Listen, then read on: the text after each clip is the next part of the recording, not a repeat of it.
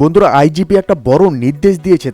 IGP বলেছে যে চাঁদাবাজি বন্ধের নির্দেশে এবার কিন্তু কঠোর ব্যবস্থা নেওয়া। বন্ধু, মামলায় সাজার হার বাড়ানো এবং সব ধরনের চাঁদাবাজি বন্ধে কঠোর ব্যবস্থা দিতে ঊর্ধ্বতন পুলিশ কর্মকর্তাদের নির্দেশ দিয়েছেন পুলিশের মহাপরিদর্শক অর্থাৎ আইজিপি চৌধুরী আবদুল্লাহ আল মামুন।